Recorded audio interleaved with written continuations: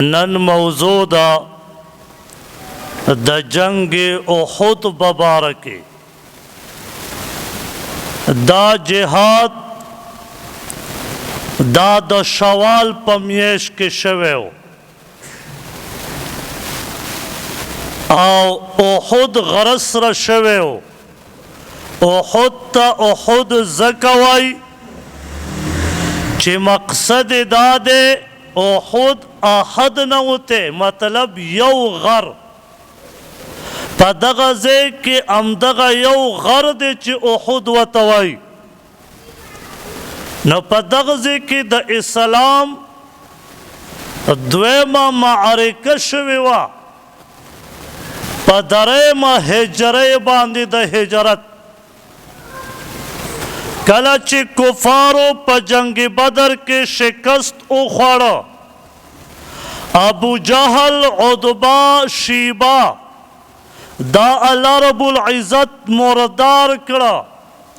द सहाबो पलासुर मुबारक सरा नो अबू सुफियान दाद मके सरदार शो मशर शो दगा टेम के द ईमान ला न दे रावड़े दादा अमीर मुआविया रज़ियल्लाहु ताला अन्हु प्लार दे दम मीटिंग रागुण का पमक्का मुकर्रमा के आओ खल्क तवाई चे ए खल्को द शाम न लो या असला हमारा रवाना कड़ी दा आओ आगा बराजी मक्के मुकर्रमे तमुंगता ददी द पारा चे द नबी अलैहिस्सलाम द मरगरुना द जंग बदर आगा बदला वाखलू नो काफिर उवेल चे मुंग तैयारियू अब्बास रज़ियल्लाहु ताला अन्हु ता पता उलगे दा आगा प मक्का मुकर्रमा के दगा टेम की उसे दा अब्बास रज़ियल्लाहु ताला अन्हु यौ कासिदा पत्तीज रफ्तार स्वरलई सरा आगा मदीने मुबारक के तरवान का चे मदीने मुबारक के तजान और सवा और नबी अलैहिस्सलाम जमा उरार दे आगा ता खबर वर्का चे काफिरो और अबू सुफियान चे ईमान पदगा टेम के न दे रावड़े वे आगी मीटिंग करे दे और पतासु प मदीना मुबारक बांधे हमला कवल ग्वाड़ी दगा कासिद नबी अलैहिस्सलातु वस्सलाम ता पदरे रज़ो और दरे शपौ के जान रा उरसाओ और नबी अलैहिस्सलातु वस्सलाम ते खबर वर्का द सहर पटेम के रा उरसिद आवता अर्ज कई दा अल्लाह पैगंबरा स्ता तरो जरा ले गले मा चे काफिर दगा से मशवरा करे दा प मदीना मुबारक का हमला कई नबी अलैहिस्सलाम द सहाबोना द अरचान मशवरा वाखिस्ता मदीने मुबारक के न बाहर उजू का मदीना मुबारक के जिहादू को अगा सहाबा चे जंग बदर के शिरकत दस मजबूरी नहीं नो करे आगी व तउवेल चे दा अल्लाह पैगंबरा मोंगा मैदान तो उजू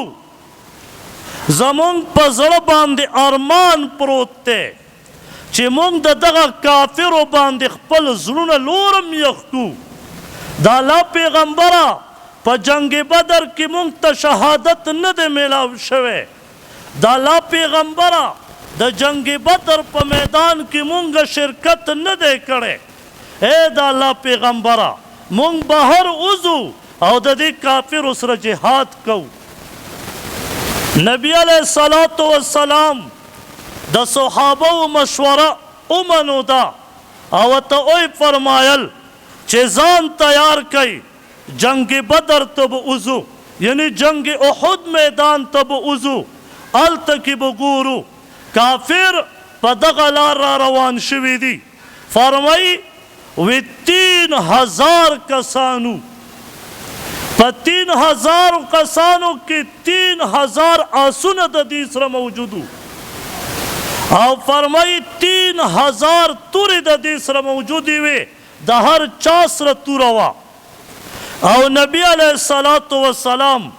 زر کسان لښکر تیار کا صحابه تیار کا فدایان تیار کا او د مدینه مبارکه نه را اوتل او را روان شو نبی علیه الصلاة والسلام را روان دی صرف او صرف 2 اوښان دا د نبی علیه الصلاة والسلام سره یو اس 2 آسونه ورسره په یو باندې په خپله سور دی او په 2 باندې ابو دجانه رضی الله تعالی عنہ سور دی او یو روایت کې راځي 70 اوښان او بل روایت کې راځي 300 اوښان د صحابه سره 2 آسونه او 300 یا 70 اوښان ورسره دي او فرمایي صرف 70 تورې ورسره دي او د یو څو صحابه سره غشي دي او د یو څو صحابه سره نږدې دي لور همداسې را روان شوي دي صحابه را روان دي جنگ احد میدان ته ځان رسی په لارو کې ابی بن سلول منافق هغه خپلو ملګرو سره مشوره وکړه چې نبی علیه السلام زمونږ مشوره ونه منو ده مونږ ورته وویله چې مدینه مبارکه کې به ایثار شو د خپلو کورونو حفاظت به وکړو کافر دومره نه دي تکړه چې زمونږ په کورونو باندې را وخیږي نو زما مشوره یې ونه منو ده نو دا واپس شو صحابه 700 کسان پاتې شو او 300 منافق د ابی بن سلول سره دا د مدینه مبارکې نه په نیمې لار کې مدینه مبارکې ته واپس تاو شول نو 700 صحابه روان دي او پشمیر اویا تورې دي نبی علیہ الصلاة والسلام جنگ میدان زیت ځان ورسو و دغه ځای کې چې کله دغه جهاد شروع کیږي د صحابه جذبه چې وګورې صحابه سره چا سره تورې هم نشته لرګي راخیستې دي میدان په لرغو باندې ګټي او کافر سره د دومره 3000 کسانو سره او د دې سره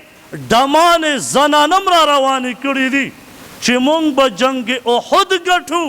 او هلته کې به مونږ 2-3 شپې انتظار کوو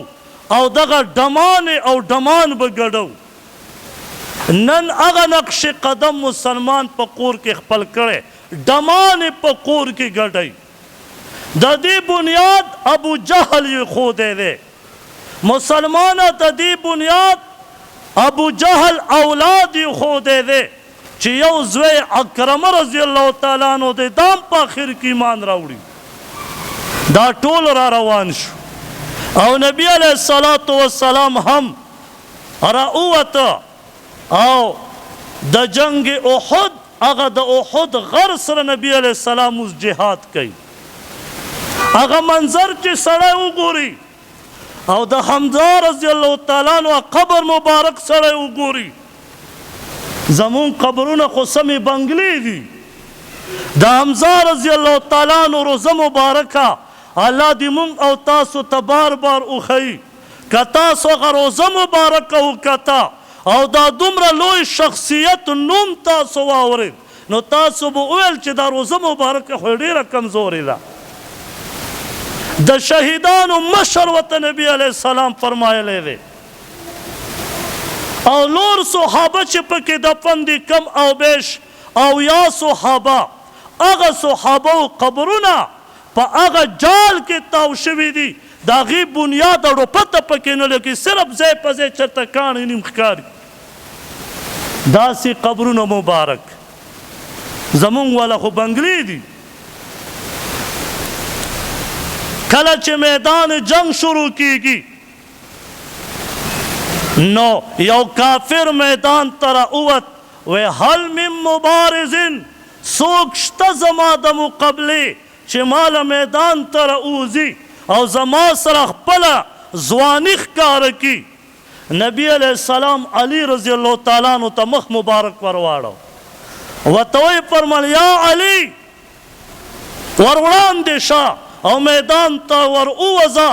او میدان کې د ده سره مقابله وکړه. علی رضی الله تعالی عنہ چې د یو غزار سره د کافر سر د تنې نه جدا کړ. علی رضی الله تعالی عنہ را روان شه. ذوالفقارو د الله شیرو او علی رضی الله تعالی عنہ خو هغه شخصیتو چې په میدان کې به ودرېده هغه کافر به بهادرو چې هغه په شا منډه واخیسته. علی رضی الله تعالی عنہ توره مبارک د وینو نه سره د را روان دی. په دې کې دویم کافر راووت. دویم کافر اعلان کوي چې زمونږ د ډلې نه خو یو کس مردار شه نو هل من مبارزین زما د مقابلې کس را وباسئ. نبی علیہ الصلاۃ والسلام حمزه رضی الله تعالی عنہ خپل تره ته وفرمایل اے تره وروځه میدان ته. وی کله چې ور ووت نو حمزه رضی الله تعالی عنہ په یو غزار سره مردار هغه کافر مردار که او غزار یې که. دې کې دریم کافر راووت او دریم کافر اعلان کوي هل من مبارزین ما ته دې څوک میدان ته راوځي. نبی علیہ السلام په خپله میدان ته نه وځي.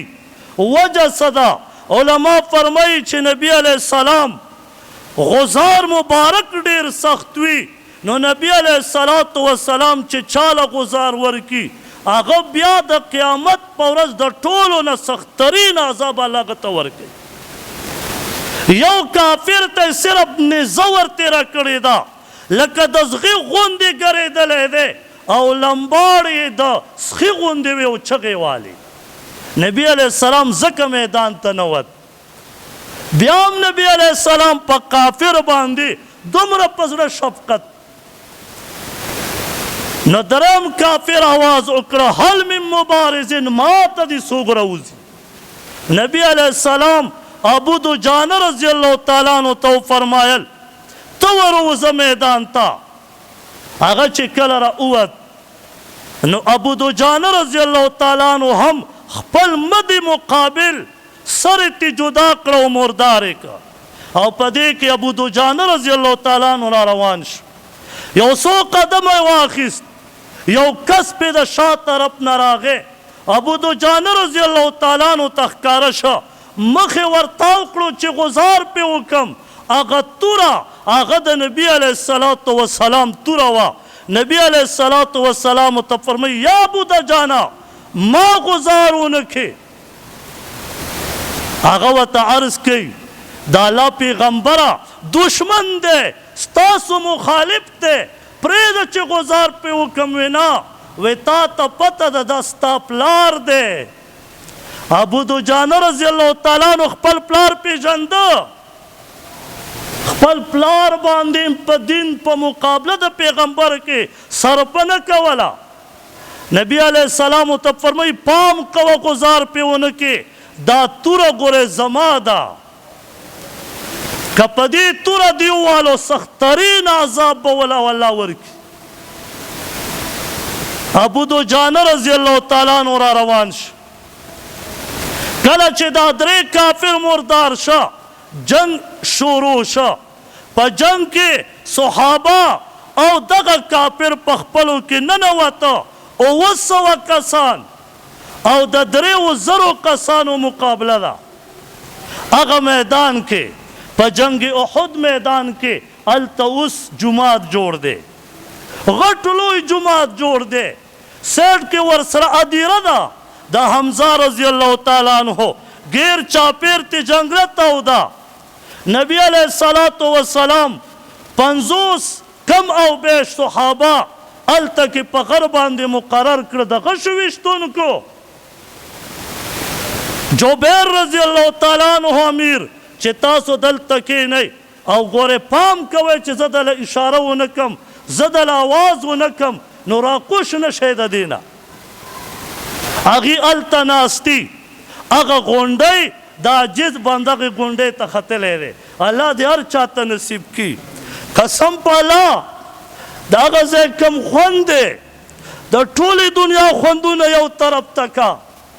او د مکې مکرمه او د مدینه مبارکه خوند بل طرف ته کا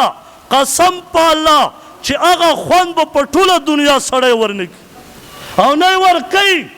او نه زه عاجز بنده ورکم ځکه شاعر وایي زه په جنت څه کومه چې ما ته د مسجد نبوي هغه دیدار او ما ته هلته سکونت اختیار شي د جنت نه کم نه دی نبی علیه الصلاة والسلام صحابه سره لګیا دي جهاد کوي په دې کې ابن عمر رضی الله تعالی عنہ فرمایي وی زما 14 کاله عمر او مال نبی علیه السلام اجازت رانک ابن عمر رضی الله تعالی عنہ فرمایي وی عمر رضی الله تعالی عنہ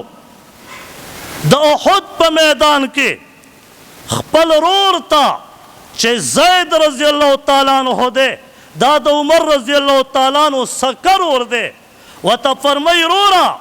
زما دا زغره ته واچوه ولې دا زید رضی الله تعالی عنہ د عمر رضی الله تعالی عنہ نه کشر و ورته فرمایي زما دا زغره واچوه زید رضی الله تعالی عنہ ورته عرض کوي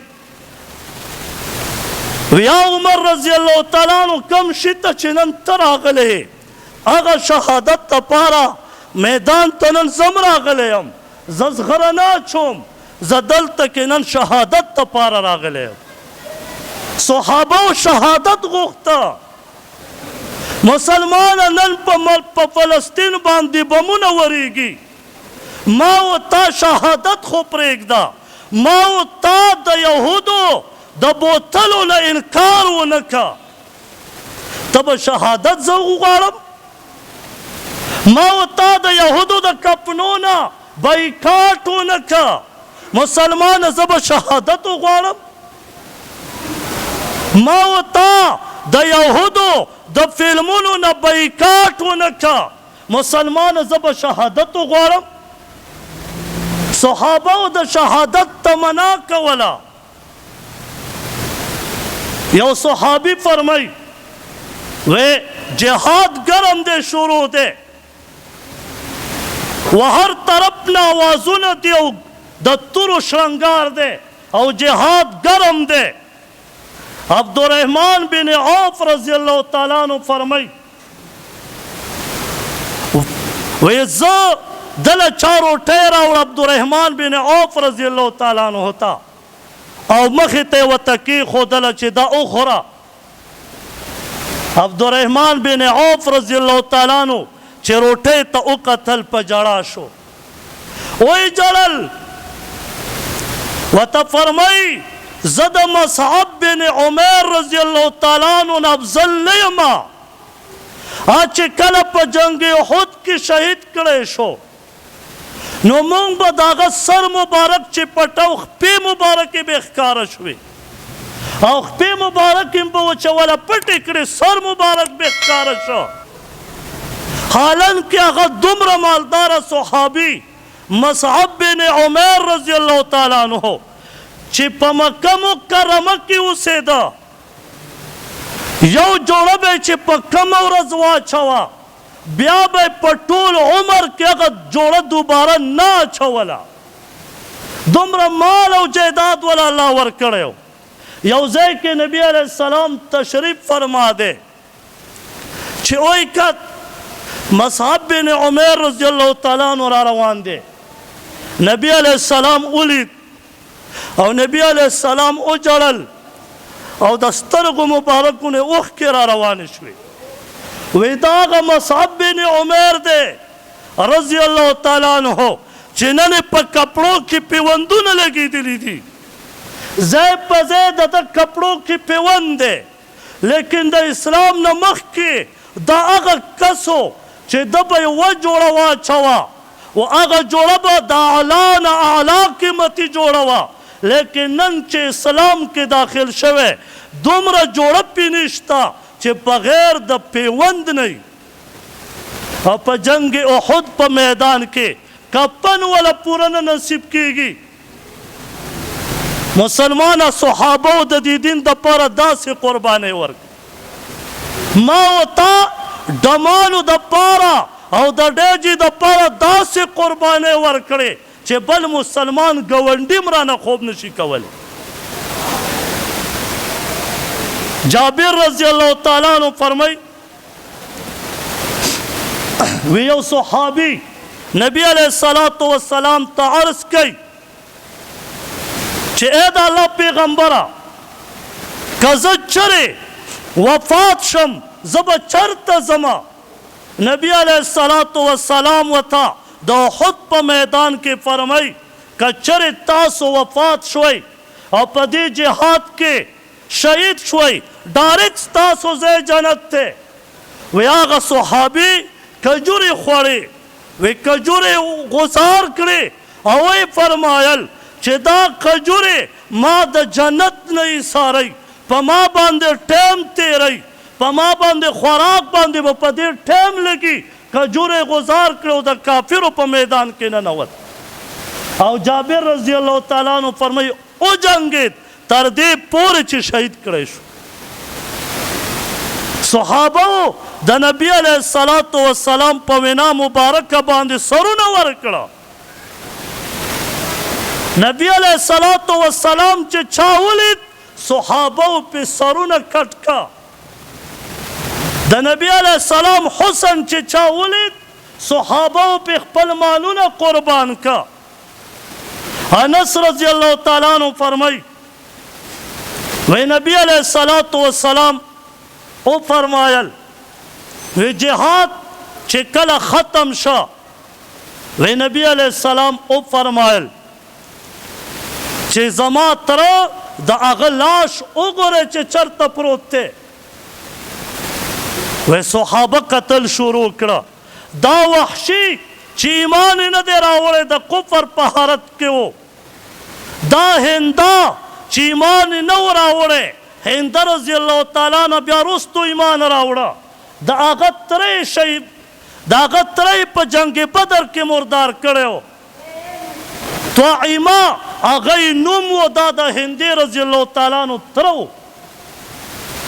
نو حمزه رضی الله تعالی عنہ وله مردار کړی و. نو په دغه ټیم کې دې دا وحشي دا غلام دا یې ساتلی و چې ګوره حمزه رضی الله تعالی عنہ به شهید کې. نیزه یې وله ورکړې وه د کاڼي شاته پټو. حمزه رضی الله تعالی عنہ روانو پته ورته نه وه چې ما ته د کاڼي شاته وحشي پټ دی. ایمان یې په دغه ټیم کې نه دی راوړی. د نیزې غوځار یې پې وکړه. فرمایي د نوم له لاندې په دې ځای ولګېد او نیزه یې ترې په دې ملا وویسته. او بعضې علما فرمایي چې نه په ملا یې وویست او شهید شو. حمزه رضی الله تعالی عنہ یې د شهادت نه بعد بیا پرې نه ښوده بیا یې راښکوده او یو طرف ته یې بوتله. دغه هندا چې د ایمان نه دی راوړی په دغه ټیم کې هغې د حمزه رضی الله تعالی عنہ سینه مبارکه وشلوله او هغه سړه هغه یې ترې راوویست. دا دغه د ظلم انتها ده او په هغه زړه باندې وله چکونه ولګول. بیا یې زړه یخ نه شه بیا یې ترې سترګې مبارکې وویستې بیا یې زړه یخ نه شه بیا یې ترې غوږونه مبارک کټ کړه بیا یې ترې پوزه مبارکه کټ کړه بیا هم زړه یې یخېږي نه بیا یې ترې لاسونه مبارک په دې ځای کې کټ کړه او لاسونه یې وله بیا ټوټې ټوټې کړه بیا هم زړه نه یخېږي. مسلمانه د دې دین دپاره بیا یې وله ګوتې مبارکې کټ کړې بیا یې وله خپې فرمایي وی دا ټول وجود مبارک کې وله ټوټې ټوټې کړه او په یو ځای کې په کپړه کې وله غوځار کړه. وی نبی علیہ الصلوۃ والسلام علی رضی الله تعالی عنہ تو فرمایل زما تره وګوره چرته پروت دی. په شهیدانو کې نه و په ژوندو کې هم نه و چې وایي کتل ته یو کس ورته آواز وکړه وی دلته کې ټوټې پرتې دي په کپړه کې وینې ترې بهیږي. علي رضی الله تعالی عنہ چې ورغه چې اوی کته خپل تری ولید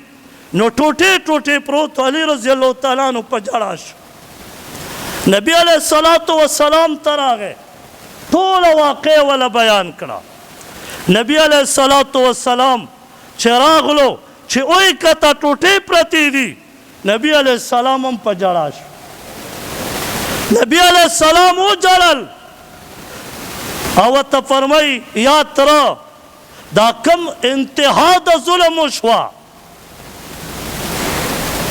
نبی علیہ الصلوۃ والسلام دغه ټوټه ټوټه وای فرمایل کچره صوفیہ رضی الله تعالی عنها دا د حمزه رضی الله تعالی عنہ خور دا صوفیہ رضی الله تعالی عنها کچره د دې زړه ته سنراتله ما به حمزه رضی الله تعالی عنہ داسې په احد غر کې پرېښې وې چې مرغو د غوښې خوړلې وې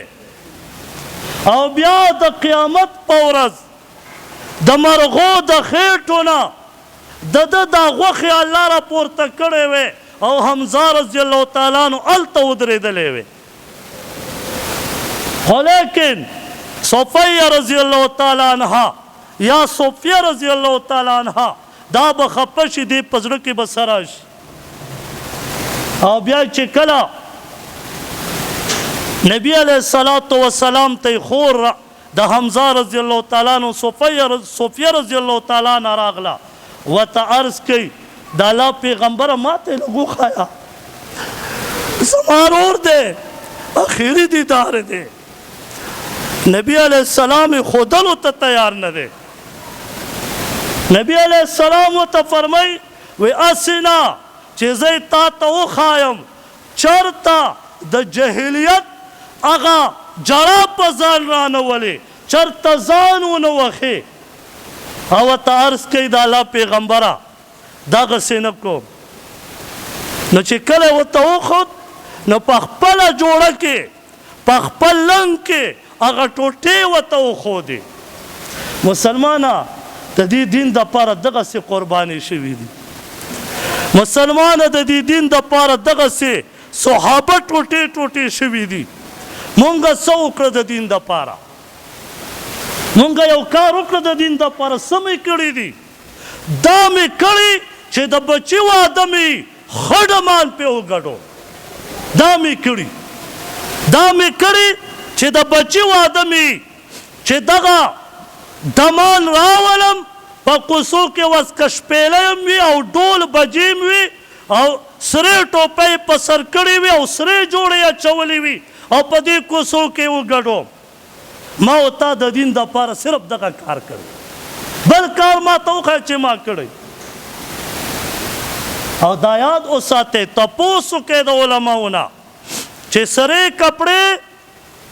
دا د سړي دپاره جایز نه دي سور لباس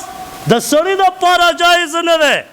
زما ډمان ورونه هغې سور لباس نه وي اچولی واسکټ یې چې اچولی او تاله راشي او تاله ډمان ته پیمان وي چې یو شی نبي علیه السلام منې کړی په هغې کې به خیر وي که شر به نو مسلمانه یاد وساته دا د نبي علیه الصلاة والسلام د دوو دریو صحابو واقع مې ته بیان کړه فرمای وی یو صحابي د کاڼي شاته پروت دی یو صحابي پې راغلو چې اوی کته داسې اوسیلې کوي او وجود یې ټول خوځي سړي باندې چې هیبت راشي او زیات زخمي وي تړپېږي دغه صحابي داسې تړپېده یو صحابي ورته راغی مشکیزه کې اوبه نیولي ورته وایي ای پلان کیا اوبه دله درکم هغه صحابي ورته اواز کوي د لاندې نه اوبه مې نه دي پکار بیا ورته عرض کوي وی پی دله درکم شوده پی اسکې او ورته عرض کوي وی نه پی مې هم نه دي پکار هغه ورته فرمایي وی څه دې پکار دي چې زه تاله درکم جنگ احد میدان کې د احد د غر سره پروت دی د کاڼي شاته په دغه ټایم کې م ورته وایي چې زما هېڅ نه دي پکار صرف ما اوچت کا او دا مشکیزه په ځمکه غوځار کا، ما په اوږه باندې سور کا، چې صرف آخري دیدار مې په نبي علیه السلام سترګې ولګي. بس مسلمانه زما او ستا څه ارماني الله دې ونه کي چې زما ګیره نه وي مسلمان او په قبر کې زما ته نبي علیه السلام پیش کړی شي او نبي علیه السلام الله دې ونه کي او ما د مخ مبارک واړئ چې اسلام نبي ستا خو ګیره نشته، ته څنګه دعوه کې چې زه ستا امت یم. هغه صحابي را روان شه، دغه صحابي په اوږه که نبي علیه السلام چې وکت جنگ میدان ختم شوی، صحابه شهیدان پراته دي او یا کم او بیش زخمیان 19 پراته دي. نبي علیه السلام چې ولید، نبي علیه السلام خپلې په کاڼي باندې تشریف فرما دی، غاښ مبارک شهیدان شوي، دا مخکې غاښونه شهیدان شوي. نبي علیه السلام په کاڼي ناست خپې مبارکې زوړندې کړي دي داسې. دغه صحابي چې ولید ورته فرمی، هغه صحابي ته ما کوس کا. نبي علیه الصلاة والسلام په لیدلو سره دا صحابي کوس شو او د دغه ځای نه په خپوړو ډېر په تکلیف سره د نبي علیه السلام خپو مبارکو ته ځان را ورساو او د نبي علیه السلام خپې مبارکې ښکل کړې، په خپوړو په ملاس ته را ورسېد. هغه د احد د کاڼو کې په هغې ځان را وڅښو او نبي علیه السلام خپې مبارکې ښکل کړې. نبي علیه السلام ورته فرمی زیاد ابن مسکن انت، اے زیاد ابن مسکن رضی اللہ تعالیٰ عنہ تاسو یې. او ترس کې د الله پیغمبر زه یم. بس دغه اخري سلګۍ دي. نبي علیه صحابي زیاد ابن مسکن رضی اللہ تعالیٰ عنہ شهید شه. نبي علیه السلام فرمایي که څوک جنتي لیدل غواړي دله دې وګوري دا جنتي دي. مسلمانه ما او تاسو وکړه دین دپاره کوم عمل مو وکړه، موږ به نبي علیه الصلاة والسلام ته ځو کوم عمل به ښایو د الله دپاره. قسم پله یاد وساته مسلمانه، د نبي علیه الصلاة والسلام سره مینه پکار ده. قرآن فرمای کله چې زنانو یوسف علیه السلام ولید نو زنانو څه کټ کړه د حسن د وجې نه؟ خپلې ګوتې. وقطعنا ایدیهن، قرآن فرمای ګوتې کټ کړې. خو نبي علیه السلام چې صحابه ولید او د نبي علیه السلام حسن یې ولید، صحابه لاسونه کټ نه که بلکې سرونه یې کټ کړه په نبي علیه السلام. دومره خوږ پیغمبر الله را کړی. مسلمان ما او تا د دې پیغمبر نه اورېدلي، ما او تا د ده پیغمبر سنت په کومه طریقه خپلو؟ د واده خو سنت دی که نه؟ مسلمانه ته په ډمانو ولې مناوې؟ ولې مسلمانه څه چل شوی دی چې زما په محله کې په سلو کې به چرته 2 کوره داسي چې هغې به د سنت مطابق واده کوي. و مسلمانه لور ولې ډمان ګډوئ؟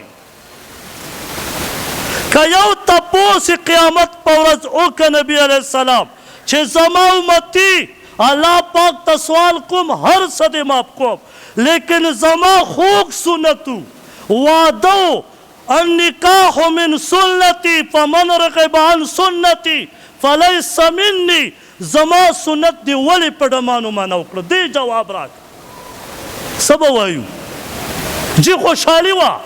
دغه بوډۍ ښځې په کټ کې به ټوپونه وی، که ګډلی نه شي په کټ کې به ناستې او لاسونه به تاوی. مسلمانه د دین سره به هله مینه محبت وي کله چې د نبي علیه السلام نقش قدم په خپل ځان کې راولو. الله دې زموږ او ستاسو ټولو نصیب کړي.